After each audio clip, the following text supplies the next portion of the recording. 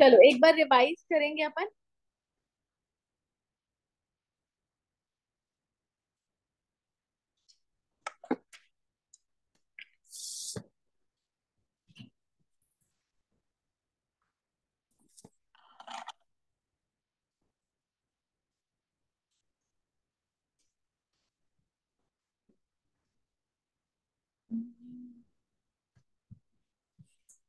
ठीक है, कल क्या पढ़ा था अपन ने? अदर सोर्सेस चालू किया था, उसमें पहली चीज गिफ्ट। ठीक है, गिफ्ट के अंदर सबसे पहली चीज अपन ने बोला था कि एम्प्लॉयर एम्प्लॉय रिलेशनशिप के कारण एम्प्लॉयर एम्प्लॉय को जो भी देगा वो गिफ्ट सैलरी हेड में टैक्सेबल होगा। सेकंड पॉइंट क्या था? जो गिफ्ट आपको बिजनेस या प्रोफेशन के कारण मिलता है वो गिफ्ट आपके हाथ में पीजीबीपी के हेड में टैक्सेबल होगा, और अदर गिफ्ट आएंगे अदर सोर्सेस में। ठीक है, अब अदर गिफ्ट के अंदर, एक सेकेंड स्क्रीन शेयर कर दीजिए।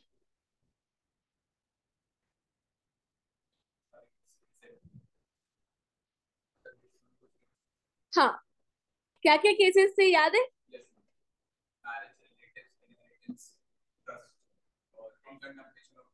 हाँ हाँ हाँ हाँ।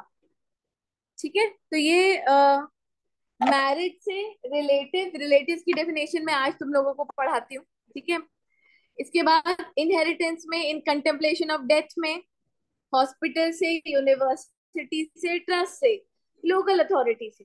ठीक है, और ये आईटीसी वाला मैंने तुम लोगों को भी पूरा नहीं बताया था, वो इंस्टीट्यूट से, ट्रस्ट से, मतलब इंस्टीट्यूट को, ट्रस्ट को, हॉस्पिटल को मिलेगा कुछ। ठीक है, या ट्रस्ट को मिलेगा किसी इंडिविजुअल से for the benefit of their relatives.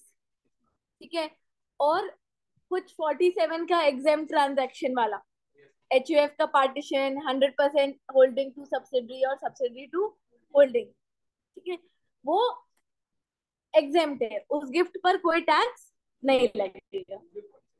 नहीं, वो तीन। हाँ, ठीक है, वो लिखवा दूंगी मैं बाद में। उसके बाद अदरवाइज में तीन कैटेगरी में गिफ्ट मिल रहा है, तो देखेंगे मनी मिल रहा है। अगर इन एग्रीगेट पूरे साल में आपको पैसा कितना मिल रहा है फ्री में, 50,000 से ज्यादा, तो पूरा का पूरा टैक्सेबल। हाँ, मूवेबल प्रॉपर्टी के अंदर कुछ ही मूवेबल प्रॉपर्टी है इसके अंदर दायरे में आती है। कौन कौन सी? कैपिटल एसेट वाली, jewellery, drawing, sculpture, archaeological collection. हाँ, और शेयर, सिक्योरिटी, बुलियन और वर्चुअल डिजिटल असेट। ठीक है, अब अगर ये फ्री में मिल रहा है मतलब एज ए गिफ्ट, तो इसका भी इन एग्रीगेट देखेंगे। अगर 50,000 एफएमबी का से ज्यादा का मिला है तो फुली टैक्सेबल। और अगर लो कंसिडरेशन मतलब एफएमवी ज्यादा है, कंसिडरेशन कम है, तो एफएमवी माइनस कंसिडरेशन अगर 50,000 से ज्यादा है इन एग्रीगेट पूरे साल में, तो difference will be taxable. Immovable property में स्टैम्प ड्यूटी वैल्यू देखते हैं।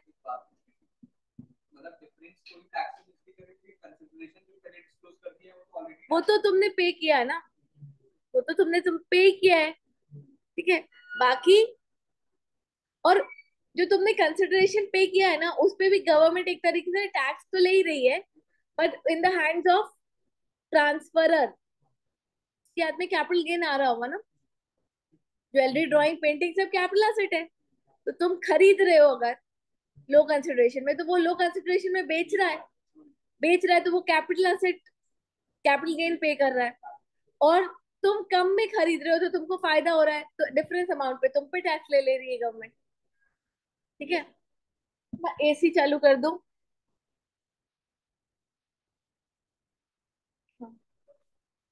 इमूवेबल प्रॉपर्टी का बताओ। पर प्रॉपर्टी देखेंगे, स्टैम्प ड्यूटी वैल्यू अगर मोर देन 50,000 है तो फुली टैक्सेबल। ठीक है, लो कंसिडरेशन में भी अपन दो कंडीशंस देखेंगे। एक तो stamp duty value minus consideration is more than 50,000। ठीक है, and stamp duty value is more than 110% of consideration. Then difference is taxes. ठीक है, इतनी बातें क्लियर? बन गया ना पूरा ये चार्ट तुम लोगों का? चल,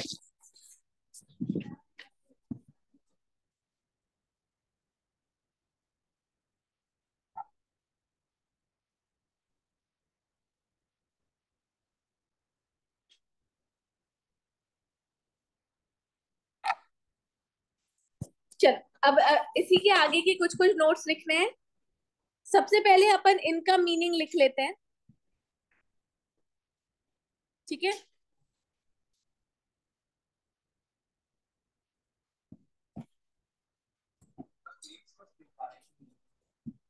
नहीं सिर्फ नाम लिख लिए, सिर्फ इनके नाम लिखवा रही हूँ बेटा मैं, है ना? ये अपन ने बहुत शॉर्ट पे लिख दिया ना। इसको अपन इसी चार्ट के नीचे MRIDHUTLATE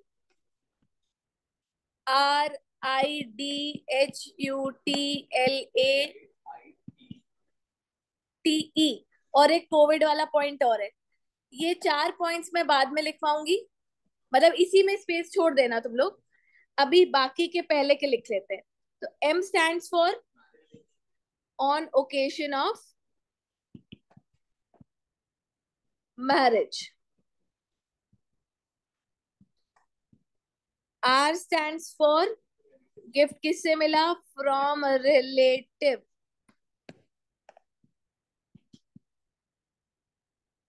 ठीक है। I stands for inheritance.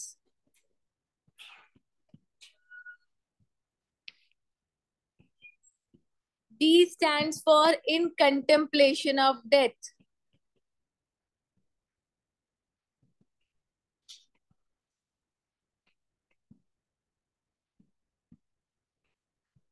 विधि, मुझे भी सॉफ्ट में दे देना शीट।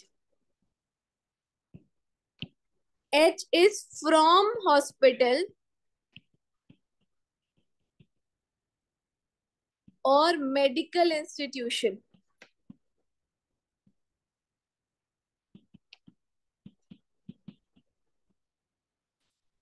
फ्रॉम हॉस्पिटल और medical institution. U stands for from university।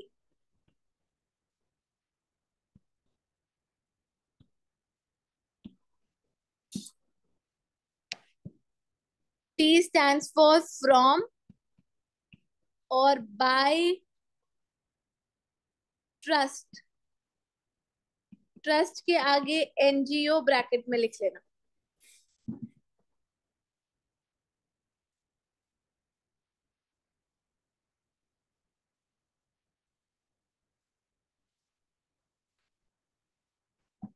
LA stands for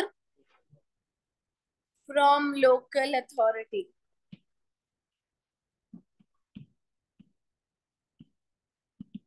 ठीक है, अब इसके चार पॉइंट्स बचे हैं, है ना?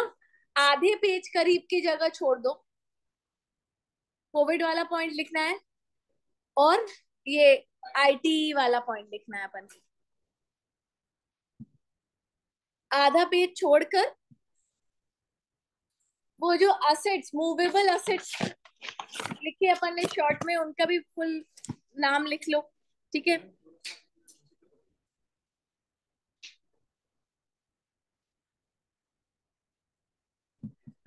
मूवेबल प्रॉपर्टी हेडिंग डाल लो। लिख लिया है? ओके।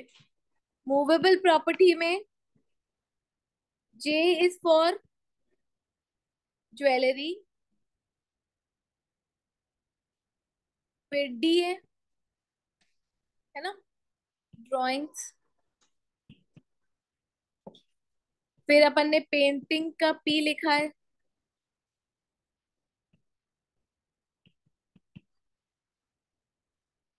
फिर S लिखा है, sculptures,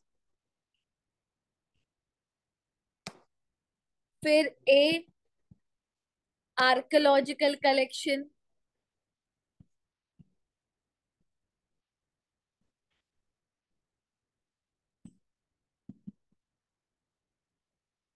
O stands for any other work of art. इसके अलावा ये तो अपने कैपिटल असेट वाले हो गए, इसके अलावा क्या क्या है? और सिक्योरिटीज, दो दो ऐसे ना, शेयर्स एंड सिक्योरिटीज। और बी से क्या है? बुलियन।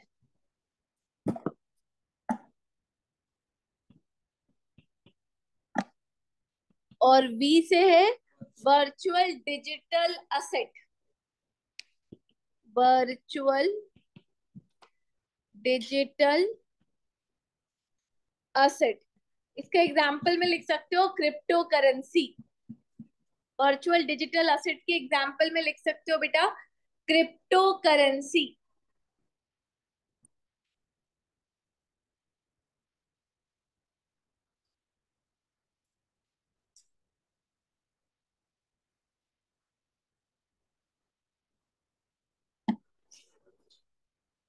ठीक है, अब अपन समझते हैं कि रिलेटिव से गिफ्ट मिला तो टैक्सेबल नहीं है, एग्जेम्प्ट है। तो रिलेटिव कौन है ना? तुम लोग को क्या लगता है कौन है रिलेटिव हमारे?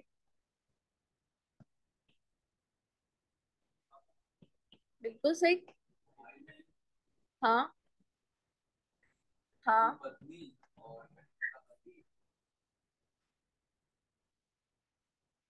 दादा दादी और दादा। हाँ, नाना नानी। बुआ। बुआ कौन होगा? बुआ कौन होगी? मतलब पापा के बहन, हाँ, है ना? तो पापा के भाई भी होने चाहिए, फिर तो बुआ आ रही है तो चाचा भी आने चाहिए, तो चाची भी आनी चाहिए। हाँ, चलो आज रिश्तेदार पढ़ते हुए। सबसे पहले फॉर इंडिविजुअल अपन बात कर रहे हैं, क्योंकि जो तुम लोग रिश्तेदारों के नाम लिख रहे हो वो इंडिविजुअल के ही हो सकते हैं, है ना? ठीक है,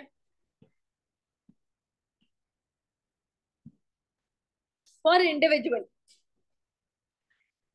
चलो अभी पहले समझ लो, फिर तुम लोग चार्ट ड्रॉ कर लेना इसका। अपन एक पर्सन की बात कर रहे हैं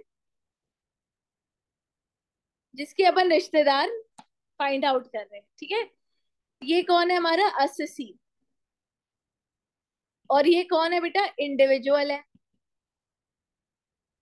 ये हमारा इंडिविजुअल अस्सी है और इसके रिश्तेदार हम फाइंड आउट कर रहे हैं, ठीक है? तो तुम लोगों ने क्या बोला? इसके मदर और फादर,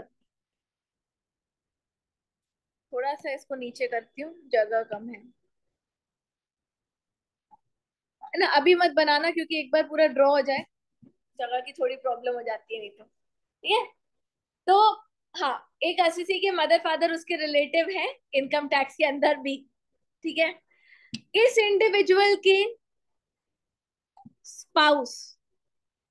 अब स्पाउस का क्या मतलब हुआ? या अगर इंडिविजुअल लड़का है तो वाइफ, ठीक है? और लड़की है तो हस्बैंड, ठीक है? ये क्लियर है इतने तो? चलो और रिश्तेदार बनाते हैं।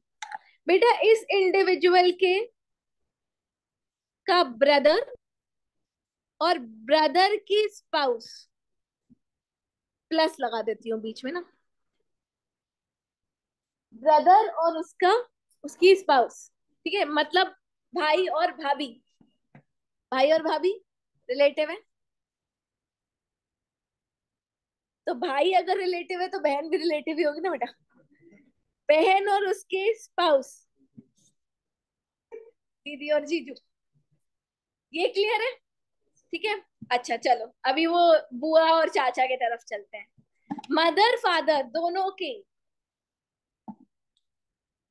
ब्रदर प्लस उनके स्पाउस, ठीक है? मतलब अगर मैं फादर की बात करूं तो ब्रदर कौन हो गया? एसएससी का चाचा, चाचा और चाची। और अगर मैं मदर की बात करूं तो मामा और मामी, ठीक है? इसके बाद मदर फादर के सिस्टर प्लस उनके स्पाउस, बुआ और फूफा जी, है ना? और मासी और मासर जी, ठीक है? ये क्लियर है ना? अच्छा, मदर और फादर के ऊपर भी लीनियर असेंडेंट प्लस उनके स्पाउस होंगे। लीनियर असेंडेंट मतलब दादाजी, दादी, नाना जी, नानी, पर दादाजी, पर नानी, पर दादाजी, पर दादी, पर नाना, पर नानी। ठीक है, ये क्लियर है? ये क्लियर है? ठीक है। अच्छा, तो स्पाउस के रिश्तेदारों को भी थोड़ा सा लेकर आते हैं, सिर्फ स्पाउस ही नहीं। ठीक है, स्पाउस के मदर फादर भी, हम बात कॉन्सेंट्रेट इस पर कर रहे हैं, ठीक है? रिश्तेदार हम इसी के पढ़ रहे हैं बेटा, स्पाउस के नहीं। ये बोल रहे हैं स्पाउस के मदर और फादर भी इस इंडिविजुअल के रिलेटिव है, मतलब सास और ससुर। समझ में आया? ठीक है। और स्पाउस के ब्रदर प्लस उनकी स्पाउस। हाँ, साला और साली नहीं बोलते बेटा, साला और उनकी वाइफ। ठीक है।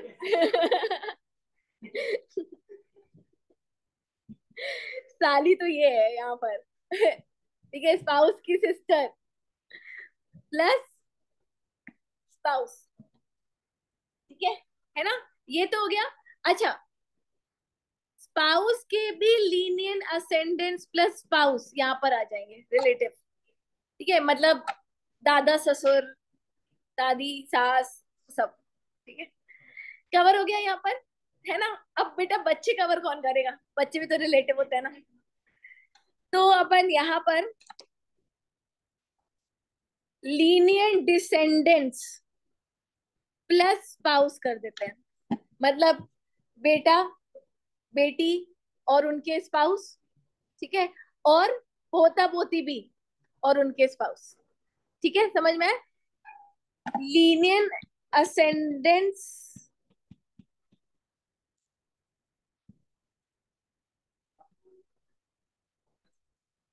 हाँ बेटा।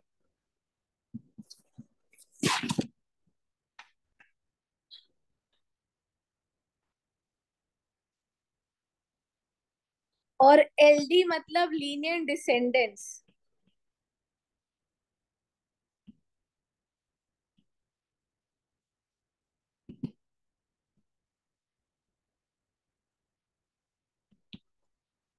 ठीक है, कोई रह गया? नहीं, इतने ही रिश्तेदार हैं। समझ में आया क्या? हाँ, चलो तो इंडिविजुअल के लिए ये बना लो। एचयूएफ के लिए तो कुछ ज्यादा है नहीं, एक लाइन में खत्म हो जाएंगे उनके रिलेटिव।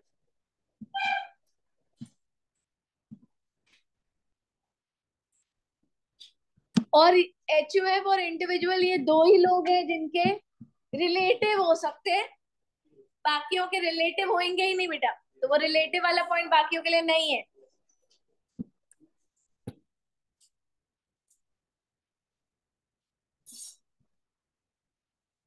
वैसे भी एग्जेम्पशन वाला पॉइंट सिर्फ इंडिविजुअल और एचयूएफ के लिए है ना।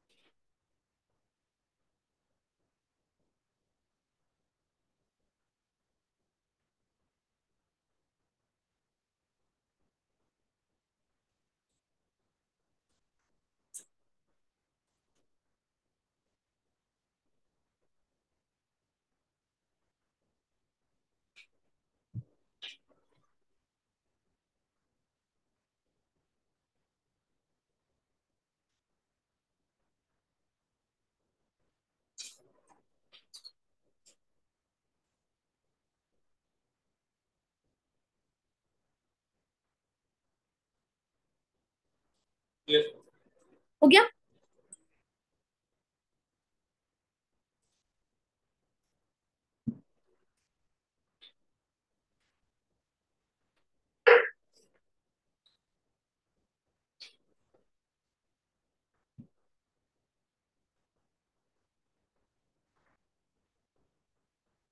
हो गया?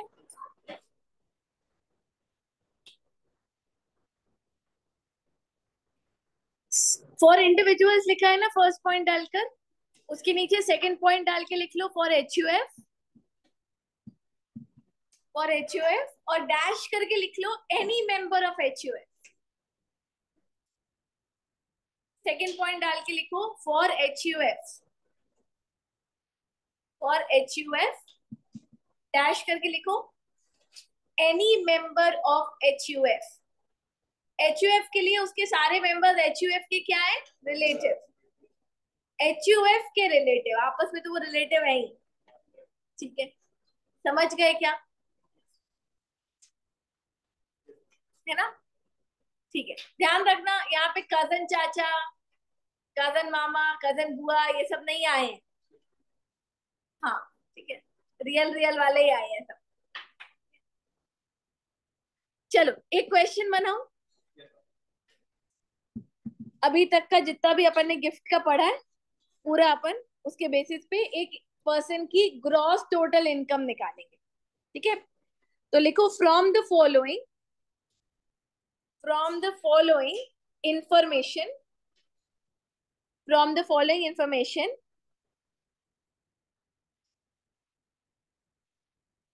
Calculate gross total income, calculate gross total income of, कोई भी नाम लिख लो, ठीक है, अपना ही नाम लिख लो। ठीक है, चलो, बहुत सारी इनकम्स दे रही हूँ बेटा मैं, अपन पूरा ऊपर से लेकर नीचे तक ग्रॉस टोटल इनकम कैलकुलेट करेंगे। ठीक है, सबसे पहले लिखो basic salary 60,000 per month, basic salary 60,000 per month. Second point लिखो received gift from employer ₹50,000, received gift from employer ₹50,000। Third point लिखो received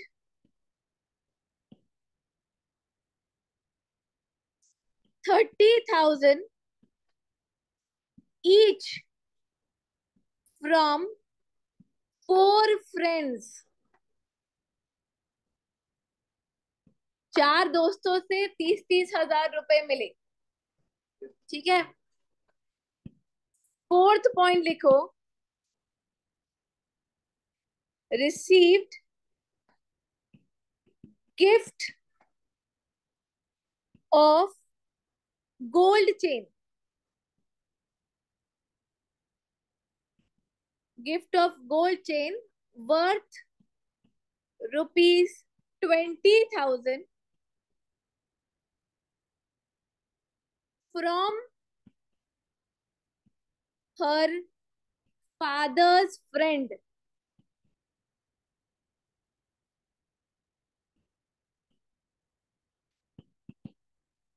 फ्रॉम हर या हिज, जो भी नाम लिखा उसके हिसाब से कर लेना। ठीक है, इसके बाद लिखो received BMW car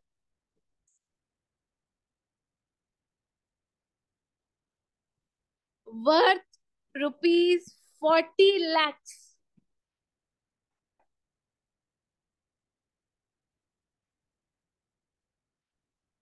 from best friend.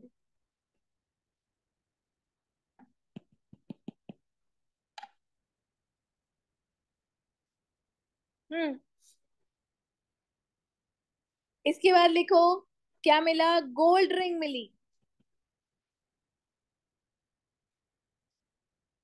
Birth ₹80,000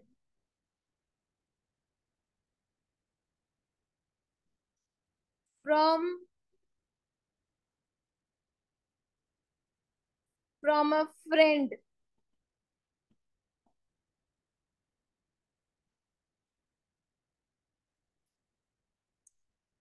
ठीक है। इसके बाद और क्या मिला? लिखो, गिफ्ट ऑफ 2 BHK फ्लैट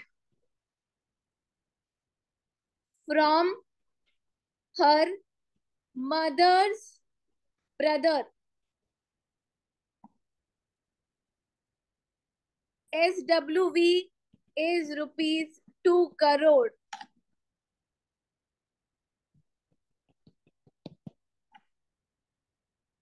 ठीक है। फिर लिखो, gift of ₹20,000 from her father.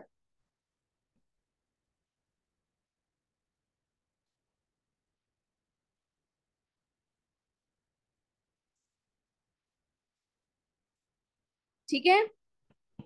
इसके बाद लिखो, परचेज्ड, अभी गिफ्ट नहीं है ना, purchased jewellery for ₹80,000। FMV is ₹1,10,000। Jewellery की FMV बेटा 1,10,000 है, 80,000 में खरीदी है। इसके बाद purchased, again purchased 1 BHK flat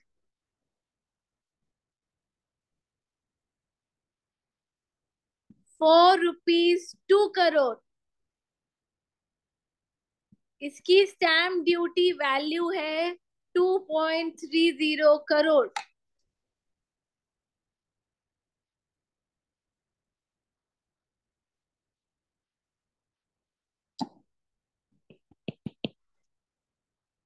ठीक है।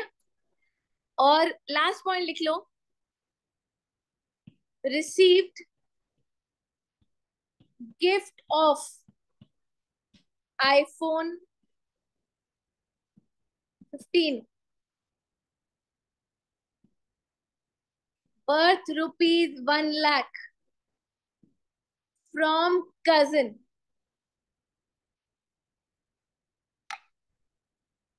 ठीक है। चल,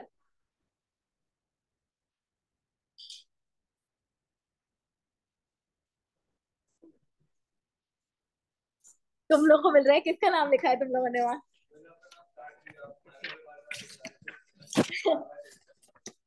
मैंने बहुत बार हर बोला क्या? अच्छा।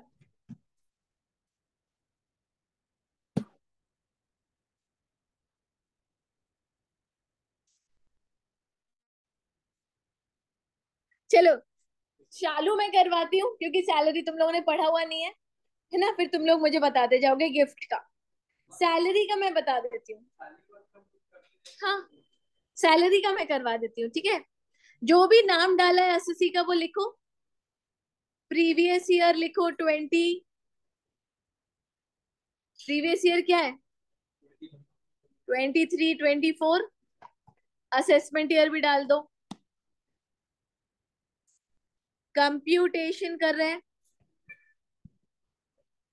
Of gross total income. ठीक है। ऐसा एक टेबल बनाते हैं, किसी भी हेड की अगर कैलकुलेशन करनी होगी तो वो अंदर वाले कॉलम में कर लेंगे और फिर नेट टोटल बाहर निकाल लेंगे। ठीक है। हेड वाइज अपन करते हैं। सबसे पहले अपन करते हैं इनकम फ्रॉम सैलरी। ठीक है। सैलरी में सबसे पहले बेटा बेसिक सैलरी है उसकी 60,000 पर मंथ, तो इंटू 12 कर देंगे तो कितनी सैलरी हो गई? 7,20,000। अच्छा, सैलरी में एक चीज और आएगी। क्या? सैलरी में क्या आएगा और? एम्प्लॉयर से जो गिफ्ट मिला वो always taxable under the head salary. तो अपन लिखेंगे गिफ्ट, हाँ 5,000 से ज्यादा, गिफ्ट फ्रॉम एम्प्लॉयर 50। तो बेटा ग्रॉस सैलरी कितनी आ गई? अब सैलरी हेड में एक स्टैंडर्ड डिडक्शन मिलता है 50,000 का, ठीक है? तो अपन लेस करेंगे स्टैंडर्ड डिडक्शन, उसका सेक्शन होता है 16। 50,000 लेस कर देंगे तो जो नेट सैलरी टैक्सेबल आ जाएगी वो बाहर आ जाएगी 7,20,000।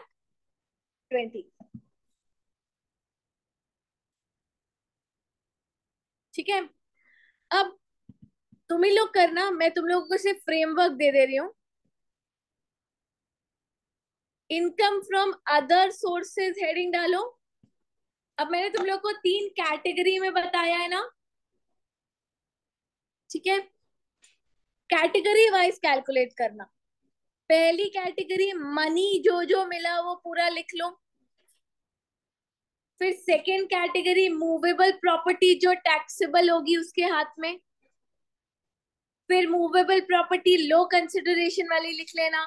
फिर इमूवेबल प्रॉपर्टी फ्री वाली, फिर इमूवेबल प्रॉपर्टी लो कंसिडरेशन वाली। ऐसे स्टेप बाय स्टेप कैलकुलेट करते जाओ। तो पहले मनी मनी वाला छाट लो, कौन कौन सा टैक्सेबल होगा, एक एक करके चेक करवाते जाना। पहले तुम लोग डिसाइड कर लो, क्वेश्चन देख लो, ढूंढ लो मनी कितना टैक्सेबल होगा उसके हाथ में।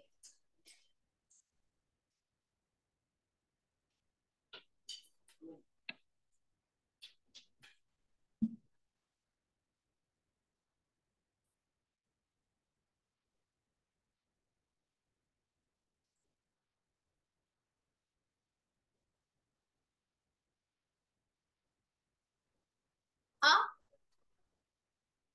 देखो मनी उसको कहाँ कहाँ मिला है बेटा? उसको एक तो ये मिला है,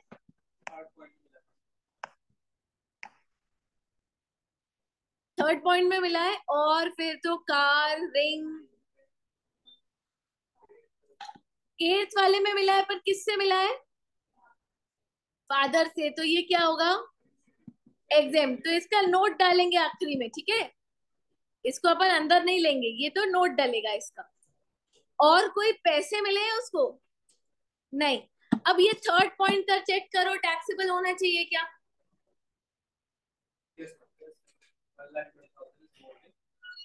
इन एग्रीगेट ऐसे तो 50,000 से कम है पर पर्सन, बट इन एग्रीगेट देखना है अपन को।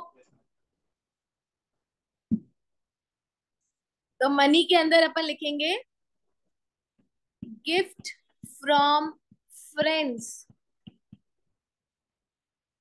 30,000 इंटू 4, 1,20,000। यहीं पर इसका नोट डाल दो, यहीं पर इसका नोट डाल दो बेटा। लिख दो since gift of money in aggregate is more then का साइन लगाकर 50,000, in aggregate is more than 50,000, so it is fully taxable, so it is fully taxable।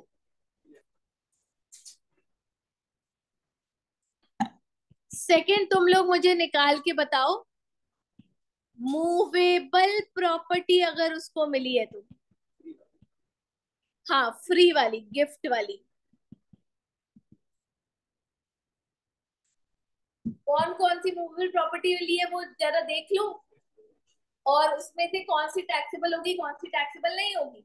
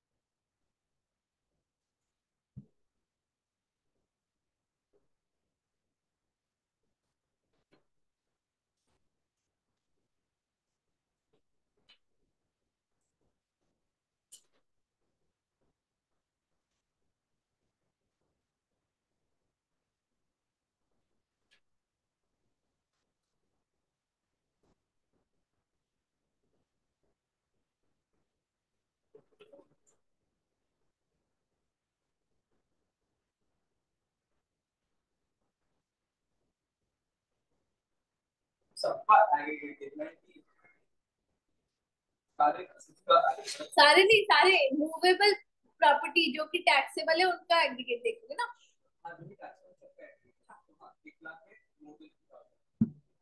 1 lakh है। बाकी लोगों का कितना आ रहा है? देखो, मैं हाईलाइट करती हूँ एक एक करके। गोल्ड चेन मिली है, क्या गोल्ड चेन मूवेबल प्रॉपर्टी के अंदर कवर होगी? किससे मिली है? फादर्स फ्रेंड, रिलेटिव तो नहीं है? नहीं, तो ये आ जाएगा एक तो। बेटा बीएमडब्ल्यू कार भी मूवेबल प्रॉपर्टी है क्या? मूवेबल प्रॉपर्टी तो है, बट वो कैटेगरी में नहीं आती ना, हमारी ड्राइंग पेंटिंग बुलियन वाली कैटेगरी में नहीं आती है। तो बेटा इस पे टैक्स लगेगा क्या? इस पे टैक्स नहीं लगेगा, इसका नोट डालना पड़ेगा बस आखिरी में, है ना। इसके बाद गोल्ड रिंग मिली है फ्रेंड से, ये आता है क्या? Gold ring is what? Jewellery. Jewellery आएगा, 80,000 आ जाएगा। फिर बीएचके फ्लैट इमूवेबल प्रॉपर्टी है, ठीक है। और ये आईफोन मिला है ना, बाकी तो उसने परचेज किया है। आईफोन मिला है कजन से, कजन रिलेटिव है, पर आईफोन मूवेबल प्रॉपर्टी भी है क्या? नहीं, तो ये टैक्सेबल नहीं होगा, ठीक है। मूवेबल प्रॉपर्टी है बट उस कैटेगरी में आता है क्या? कौन सी मूवेबल प्रॉपर्टीज टैक्सेबल है? लिस्ट बताओ। कौन सी मूवेबल प्रॉपर्टीज टैक्सेबल है? लिस्ट बनाई थी अभी। हाँ, याद हो जानी चाहिए वैसे तो अभी तक। कैपिटल गेन से याद कर रहे हैं अपन इसको। कौन सी?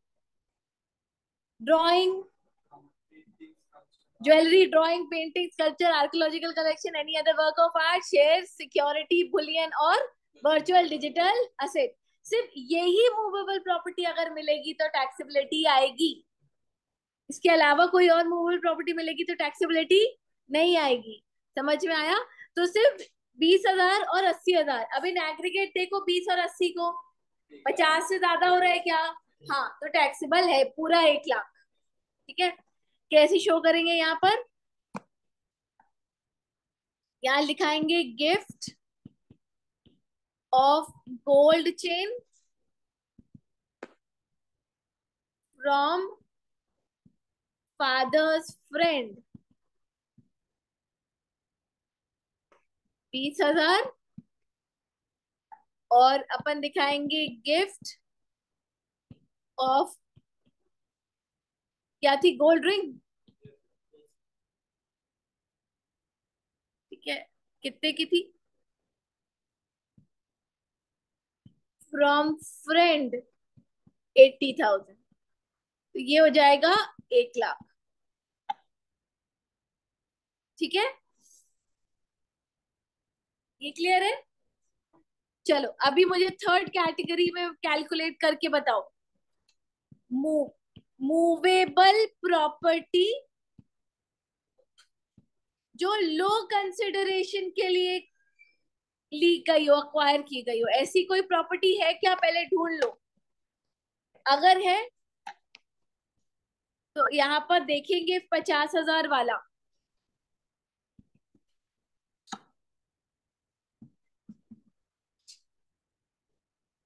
मूवेबल प्रॉपर्टीज देखो, और देखो लो कंसिडरेशन के लिए अक्वायर किया है क्या। फिर देखो कि अगर किया है लो कंसिडरेशन के लिए अक्वायर, तो डिफरेंस इन एग्रीगेट 50,000 से ज्यादा हो रहा है क्या? अगर हो रहा है तो टैक्सेबल होगा, नहीं हो रहा है तो नहीं होगा टैक्सेबल।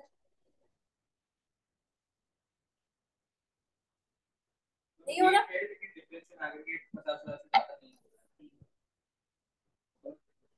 अपन कौन कौन सा पॉइंट कर चुके हैं? ये कर चुके हैं, ये भी हो चुका है, ये भी कर चुके हैं, ये भी अपन रिंग का भी देख चुके हैं, है ना।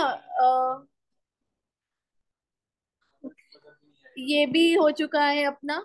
अब नाइन्थ पॉइंट में परचेज ज्वेलरी फॉर 80,000, उसकी एफएमबी 1,10,000 है ना। बाकी तो बीएचके फ्लैट है, इमूवेबल है, ये भी हो चुका है। तो 1,10,000 माइनस 80, 30,000 इन एग्रीगेट 50,000 से ज्यादा नहीं हो रहा है, तो ये टैक्सेबल नहीं होगा। अब मैंने यहाँ लिख दिया हेडिंग, तो यहीं पे नोट डाल दो, ठीक है। यहाँ पे लिख दो purchase of jewellery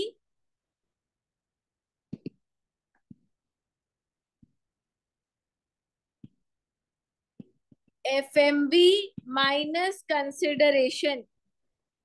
FMB is 1,10,000 minus consideration 80, ठीक है, इज लेस देन 50, ठीक है।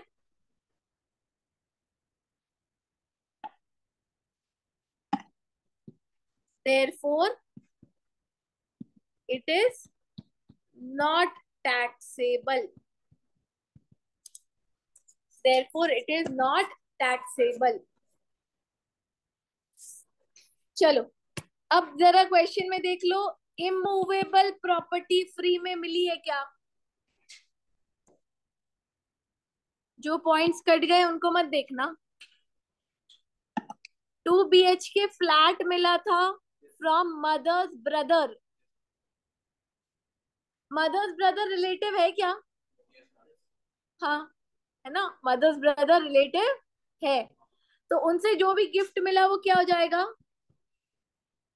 एग्जेम्प्ट। इसका नोट डालोगे आखिरी में तुम लोग, ठीक है। ये वाला पॉइंट कवर हो गया। और बाकी तो इमूवेबल प्रॉपर्टी कुछ फ्री में नहीं मिली। Immovable property for low consideration check करो। लो कंसिडरेशन वाली दो शर्तें चेक करो, टैक्सेबिलिटी आएगी क्या?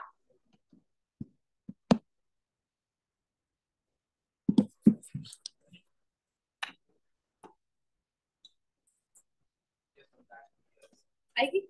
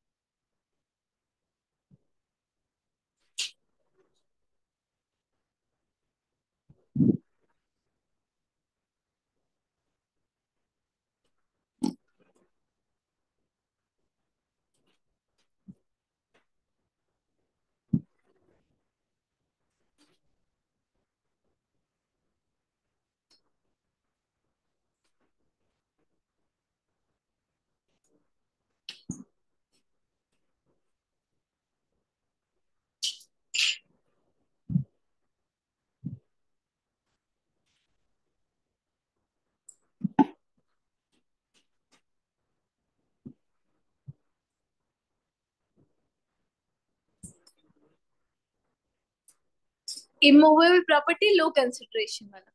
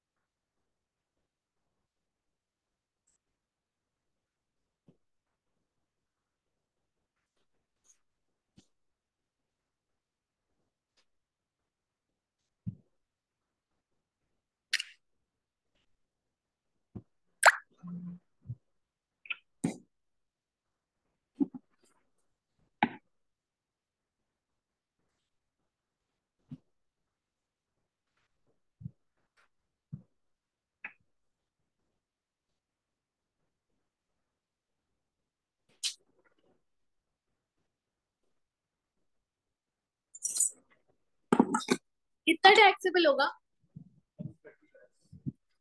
बाकी लोगों का कितना आया? अपन को पहले दो कंडीशंस चेक करनी है, वो तुम लोगों ने कर ली। इमूवेबल प्रॉपर्टी,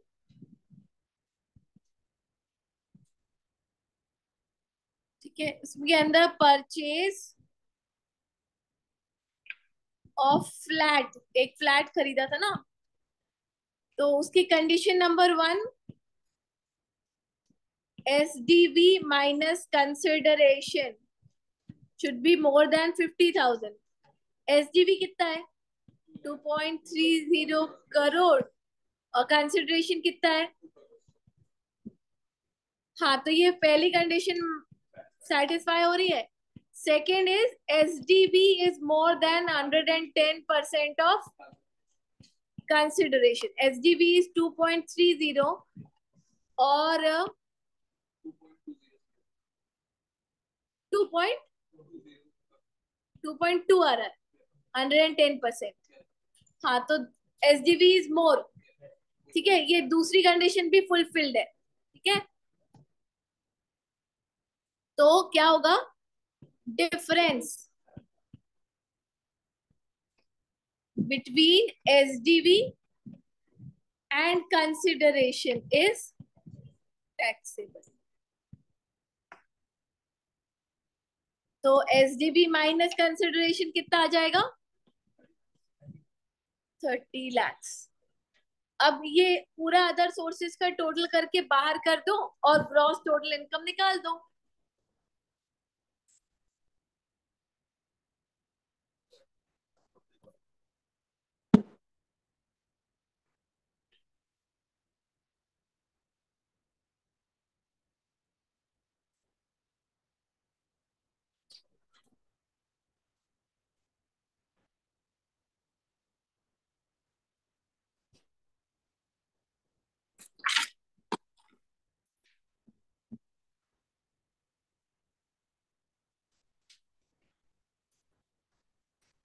क्लियर हो गया? हाँ, ऐसा नहीं बेटा, उसमें लिखा होता कि शादी में मिले, तो ही अपन क्या कर पाते? हाँ, शादी का मान पाते। ऐसे मिल सकते हैं यार, तुम अपन को नहीं मिलते तो इसका मतलब ये थोड़ी है कि किसी को भी नहीं मिलते होंगे।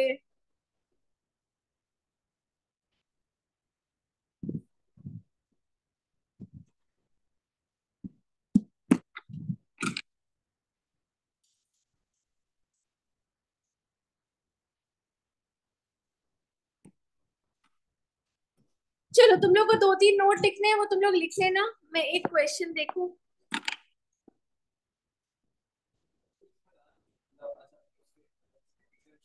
एग्जामिशन वाले नोट्स डाल देना बेटा।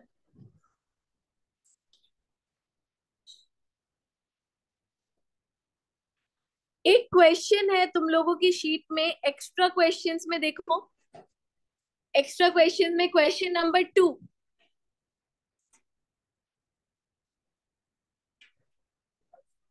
एक्स्ट्रा क्वेश्चन में question number 2, check the taxability of the following gifts received by Mrs. Rashmi during the previous year 23-24 and compute the taxable income from gifts for assessment year 24-25।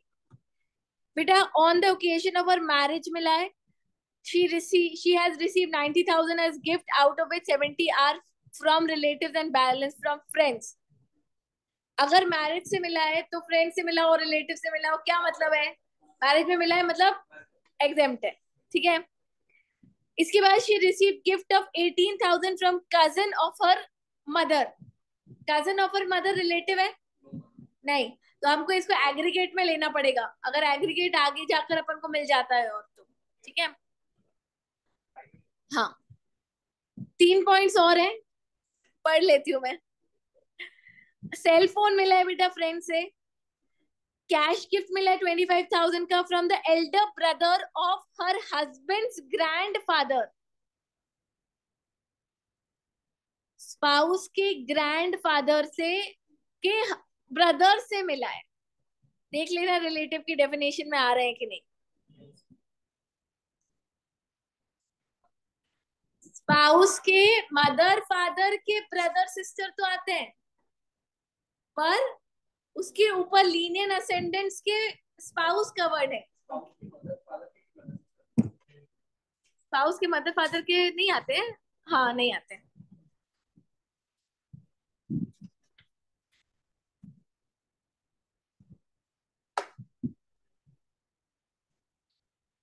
इसके बाद she has received a cash gift from her friend. Cash gift, cash gift, cash gift, देख लेना कितना कितना है। चलो, 2 minute में हो जाना चाहिए क्वेश्चन।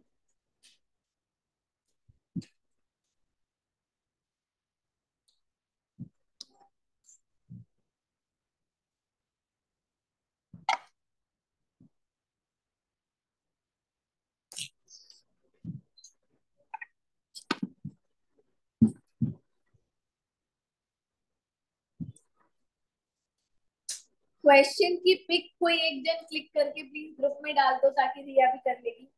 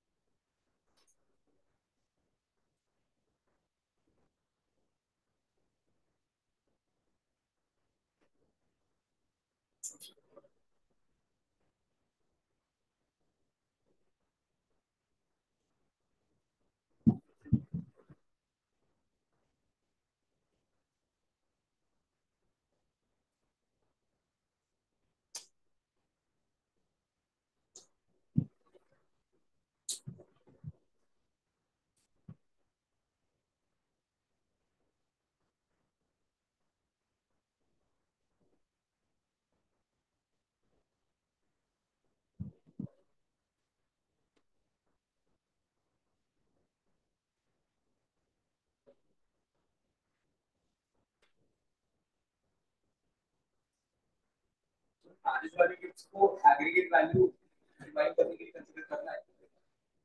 नहीं, जो एग्जाम्प्ट है उसको काउंट नहीं करेंगे एग्रीगेट में।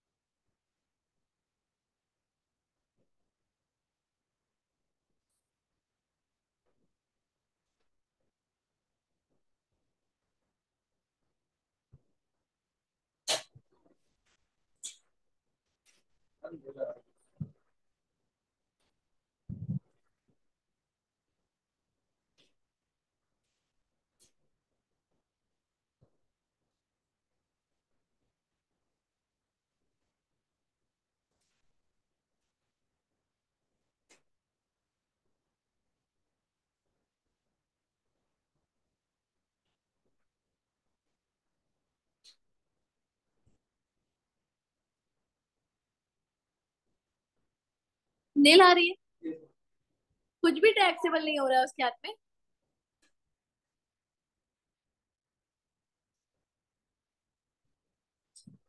55,000 सही आंसर है।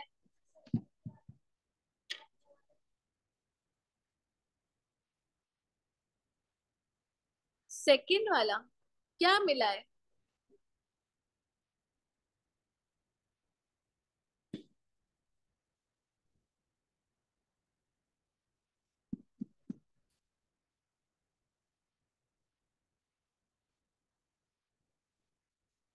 Gift of 18,000 money.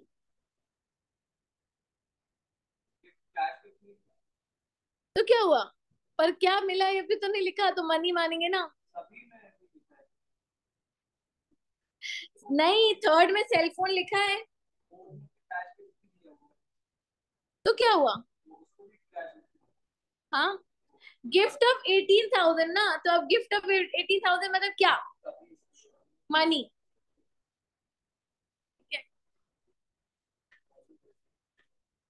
18 plus 25 plus 12, 55। 50 से ज्यादा हो गया तो टैक्सेबल हो गया। समझ गए हो? हाँ। चलो, मैं तुम लोग को एक होमवर्क देती हूँ आज। कैपिटल गेन तो तुम लोगों ने अभी वैसे रिवाइज किया ही हुआ है, ठीक है। एक उसका पॉइंट था, सेक्शन 47 के अंदर